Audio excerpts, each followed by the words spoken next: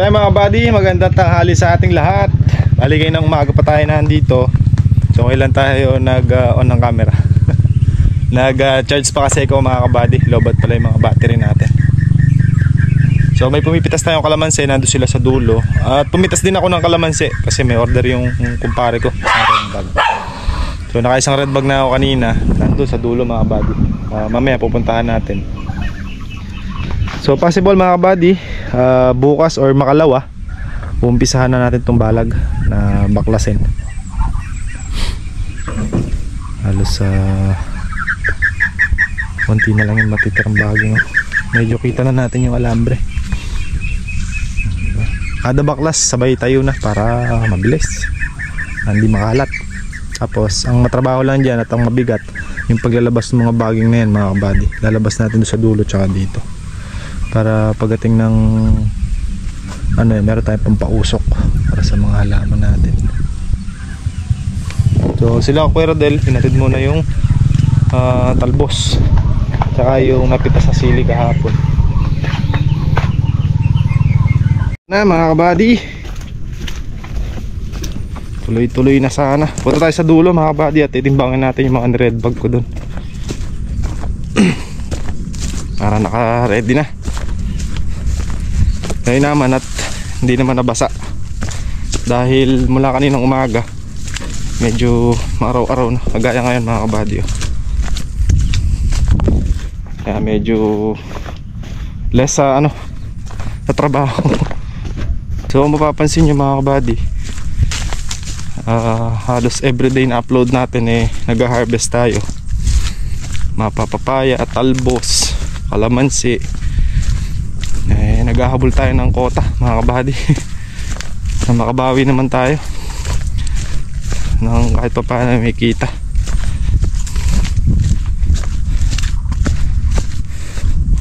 Lapit na tayo dito sa dulo. Inaagapan lang natin yung mga pwedeng masira gaya ng ibang mga papaya mga kabady. Although marami na matay, pero kahit pa paano meron pa rin. Sayang lang. So yung sili natin wala na mga kabady, pabubunot na natin yun para luminis na doon sa loob ng siya, para pagdating ng kondisyonan naka-ready na. Damo na lang ang ayusin natin ang hari. Ayun napitas ko mga buddy to. Sa kanila to. Ito. Maraming nagsasabi pala yung okra natin, ba't daw butas-butas yung dahon. So butas-butas mga kabady, gawa ng pinapak ng uod ang ating mga okra. Di naman tayo makapag-spray gawa ng yung ulan. I-recover naman yan mga kabady kung hindi mamamatay.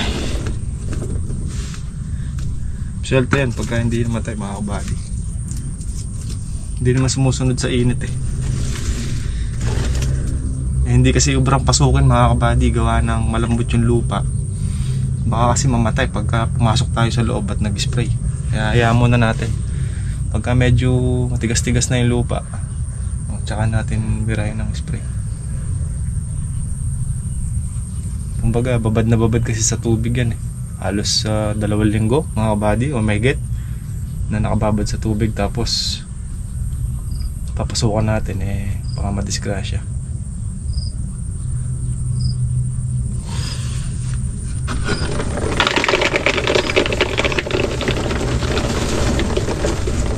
Red bag ko lang to para matimbang na natin.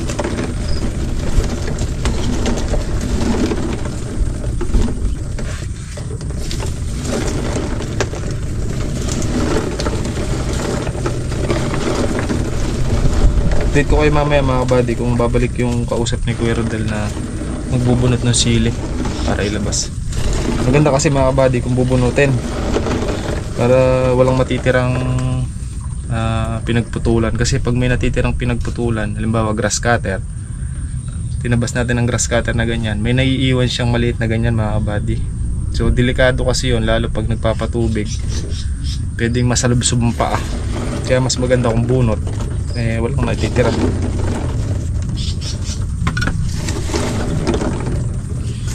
Masakit makasuyak.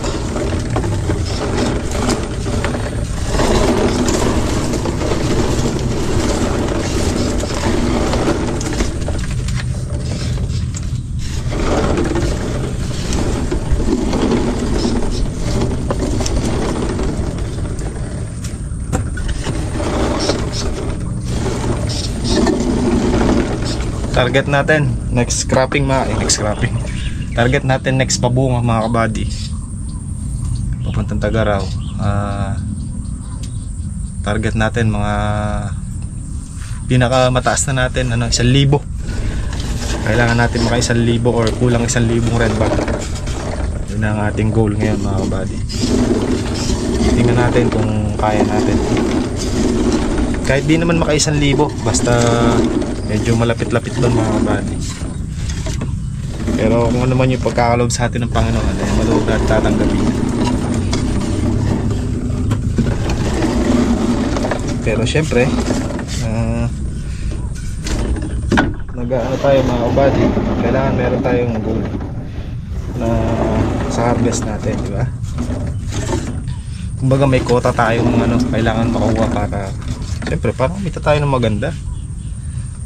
Para sulit ang pagod, sulit ang gasto, sulit ang pagod, diba? Sulit ang pag-i-spray, pagpapatubig, pag-grass cutter.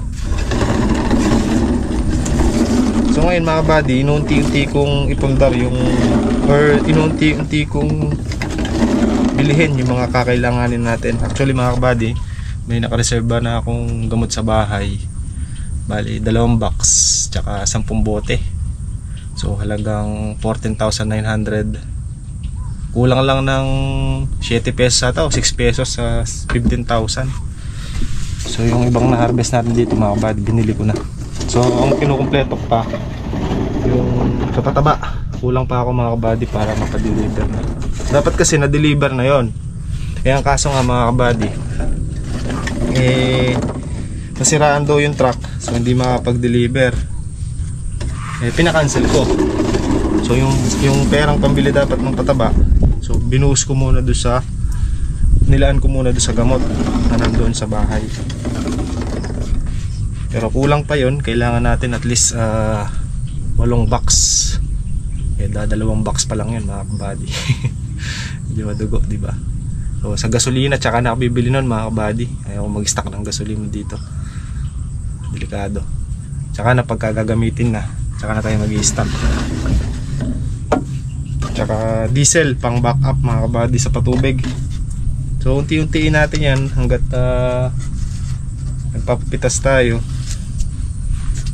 Unahin nating bilhin yung mga dapat nating gamitin sa papunta nating pabunga uli.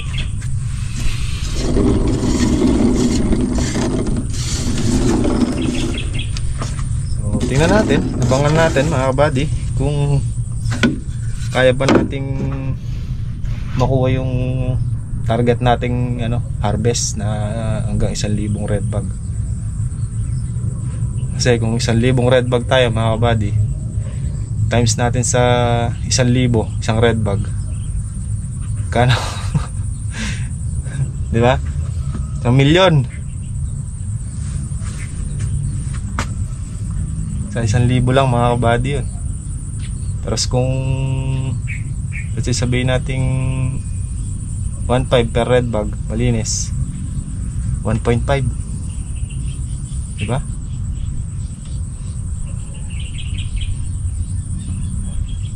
Harap nun pagka gano'n na less gastos, tsaka yung porsyento ni Kuya Rodel, o diba? Ay, sarap mga harap. Pero gagawin natin ulit yung best natin mga buddy para at least kahit pa paano lumapit tayo doon sa harvest na yun, doon sa pinapangarap nating 1,000. Pero hindi malabong makuha yan mga kabady. Pero di natin alam kung ngayong pabunga natin or sa mga susunod pa. Dahil 2,000 puno yung kalamansi natin Kaya, ano pa naman kasi to, bata pa naman mga kabady. Pero pagtungtong nito ng mga 4 na taon, 5 taon, ayan.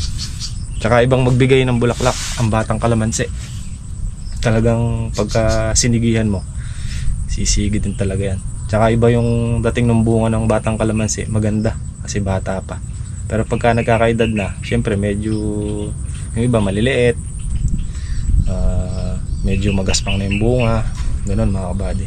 Since bata naman yung kalamansi natin, magta-3 taon tsaka mahigit 2 taon ito,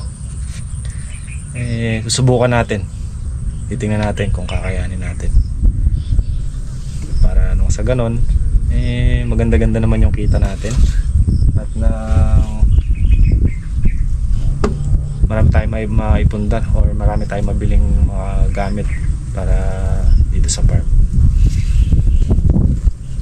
Kaya kailangan mga kabady, syempre yung mga bata lumalaki, kaya lumalaki rin ang gastos.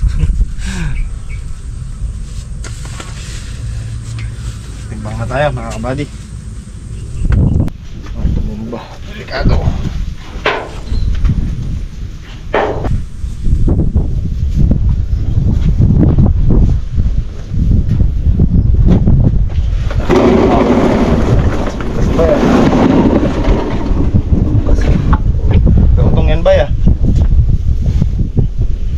Utong. Tingnan mo. Hindi yan. Ito naman. Hindi, malambo to. Utong kaso lang malambo. May naglaman yan.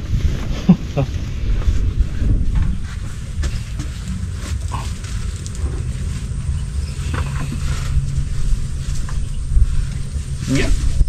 Malambo to.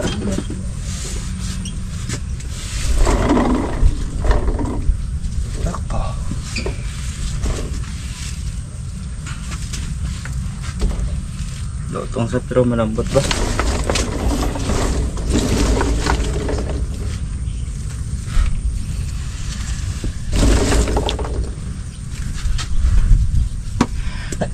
Nakatulog pa ako. Ayan nga, ginigising kita, di mo alam. Hindi ah. Bye, tanghali na ba? Ganda na tulog ko. Kapag hindi tumawag si Bossing, di pa ako nakagising. Tumawag ba? Tumawag sa kung ilan bag na. Sabi ko, naka-4 na. Oh? Kaya makakuha pa kayo ng 6. Sabi ko, baka. Baka. Kaya sa akin, tingin lang. Yung Sa akin. sakto. Sakto, galing ko talaga. Galing talaga. Tamang-tama. Wala sakit kaya magaling Mga 4 na kayo ba yun? Kaya. Sila lang naka-4. Bakit natulog ka lang? Natulog na ako.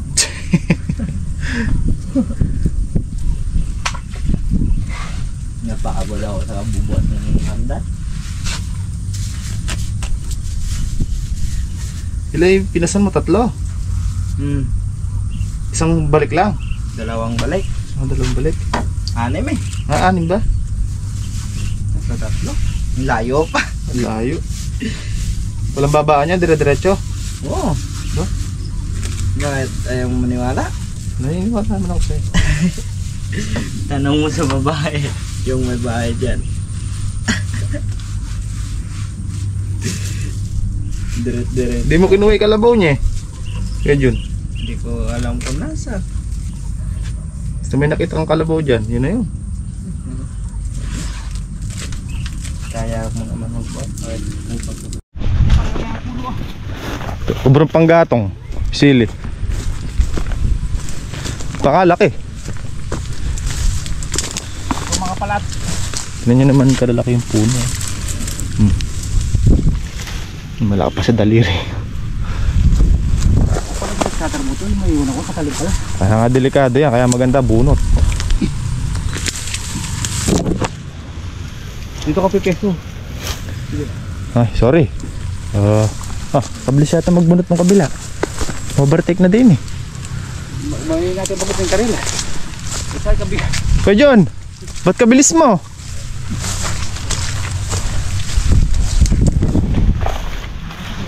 Malakas ako. Lahat pala kayo dyan, dinala may kalabaw mo eh. Pangilan natin. Diyan sa kalaman, sa sili. Uy. Oh. Patay. Papagalan ba? Pabagalan yan. Isang taong kontrata yan eh.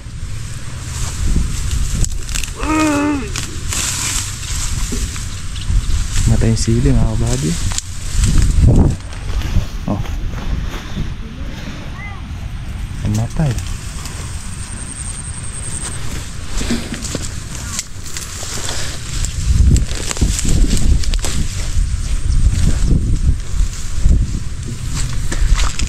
Malinis na kayo ng gusto yan. Magalang bunutin eh. Basa eh, pero pag tuyo hindi kayang bunutin yan. Babad sa tubig. Oo. Na.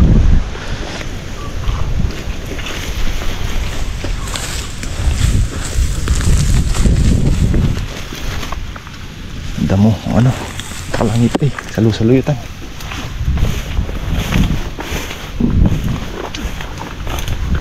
Nasi kakalidots. Eh malgang ikakagin. Pinay yung kaisungan. Isa buyot.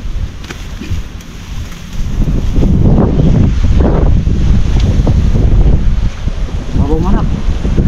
Ang klaseng anak.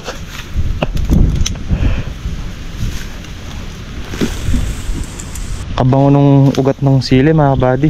Ano kamoy? Alam nyo yung puno ng ipil na binabad mo sa tubig, tapos pag inahon mo, oy mga farmer dyan, matik kayo, alam nyo amoy niyan.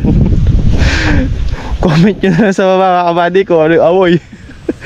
Yan sabihin sa vlog. Amoy nga. Amoy no, parang ipil no. Ano na kasi yung ugat mga kabady na bulok. Yan o. Tingnan itong ugat o. Ayan o. Tanya nagputi. Na bulok yung tanya nagputi. Na bulok yung pinaka ugatan niya. Yung halimbawa nagtulos ka ng ipil tas ginawa mong tulos ng ano ng Voltron. Tamang balat. O, tapos pag aahon mo yung Voltron, ganun yung amoy. Naninikit.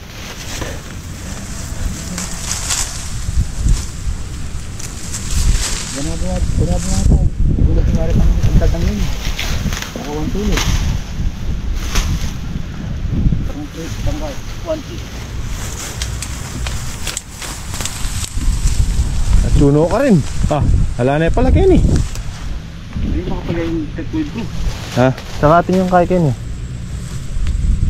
Tigan de pa mo ito, matay niya rin ito. Padang kayo mga magkatalang kita din namin. Nando'y basal. Palwalde ka niyan eh. Ali, bagot pa. Wapit. Parin na yung mangyayari mo. Good. Puta ako lang kung demukin. Ganado na pa kayong burot mo na. Ba't nangyayari na yung bagot? Doon ako din. Itong mga nangingitim na tuka, wala nang laman yan.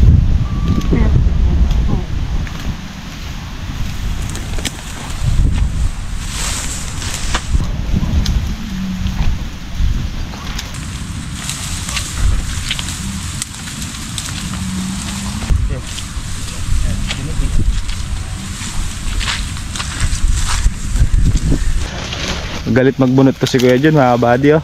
Sabi ni Kaka may experience daw eh. Bumubunot daw kasi ng tulos ng kalabaw eh.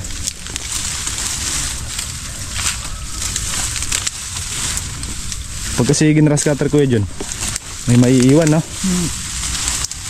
Eh pag nagpapatubig dyan de, masusuya kang paa. Ako sasakot sa aling bangka, sila kami ponsyan. Ganyan, ganun. Binatis ka?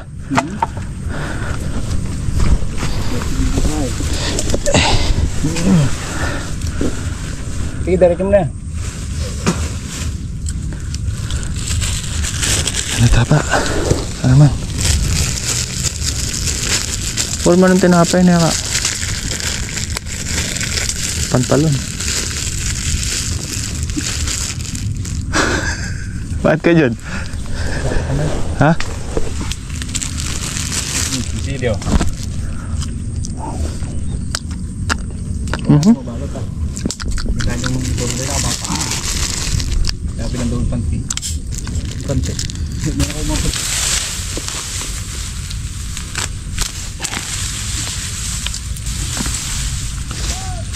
Dito talaga yung Bisaya. Ay, abe. Dumingin ako. Ayot na ha.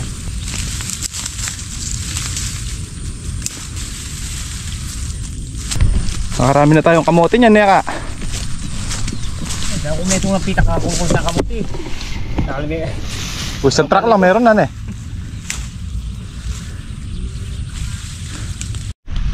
May pasnola rin ang kalamansi ka, oh. Ha? May pastola naman mag-spray kayo. Marami sinasalamat hindi. Stress ka, mag-i-spray dito. Lalo kitang papay mo. Sabi ka kahit hindi dala. Hindi, kailangan yung iba na matabas yung dahon. Hindi, angat yung hintin natin yung mga... Tama yung inulip ko dito ka, oh. Handa na, oh. Sabi nga yung tagdaan. Oo. Inuway namin ni Harvey. Hindi pa lang ganun kalaki. Ano? Pa-transfer, no? Di ba may ayan, gabon? Oo, hinukay namin. Hinukay ko muna yung paglalagyan. Tapos hinukay ko siya doon. Tapos tinransfer ko na dito. Hindi ko nga Bakit? Dito ka kasi. Keras ka pero yun. Ulititis.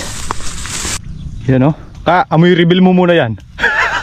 Itsura di ka. Malingasaw, Ay, tubig, eh. Ay, oo, malingasaw. Mabutos kasi Banglo. Sindang bukin doon baka tingin kita. Leptos karag. Mabutos ka Sige, ako nang bahala dito. Ba't si Kuya Jong katawa pandigma? Kaya itong pamahal. Dalawa pa, eh. Iba talaga pag may experience na ka. Yan. Hindi mo dumamag ka lang mo siya, maghihini ka.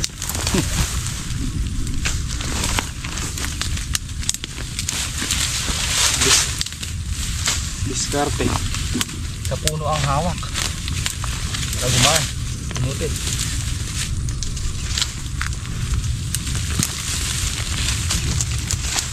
So bunot muna kayo mga bali tapos bukas na ilalabas. Talaga, patuloy doon. Ano, nakatumpok-tumpok sila.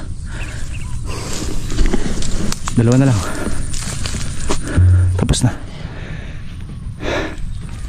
Gawin yung trabaho na to, mga kabadyo.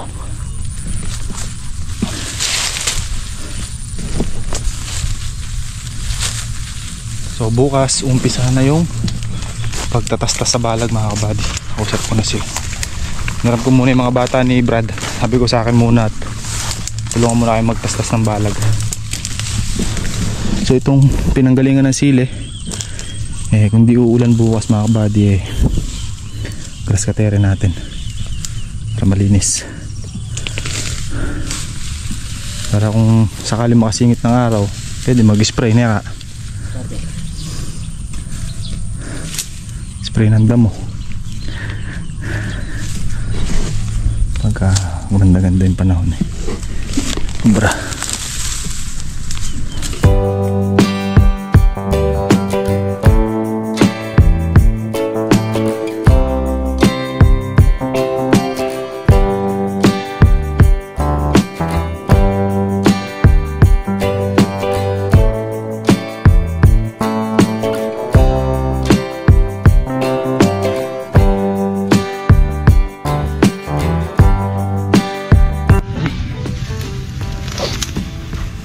Malaglag.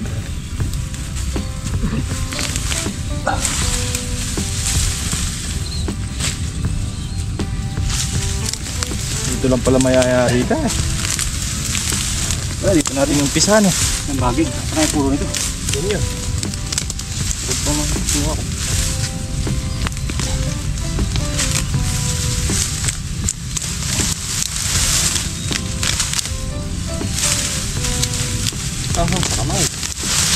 May napirsin nito na makalupit. Ay, mga buddy. Bilis. Apat eh. Malakas bumunot si Kuya Jun.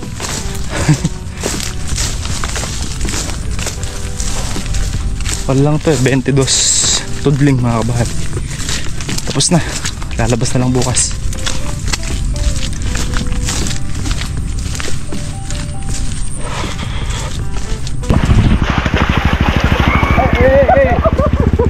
Hey guys! KMJS 15 na yan. Pangboy ng kalamansi.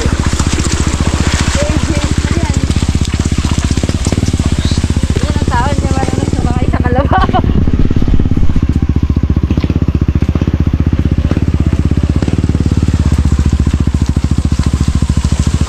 Pipilit sa kayo isa.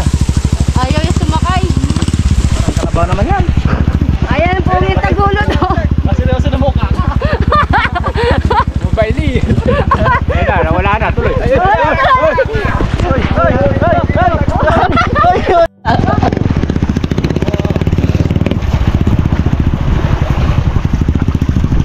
Maile naman kayo dyan.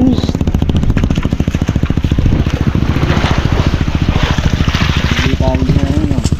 Bakit na? Mamaya panoorin natin yung lagyan iba, yung una na, yung una.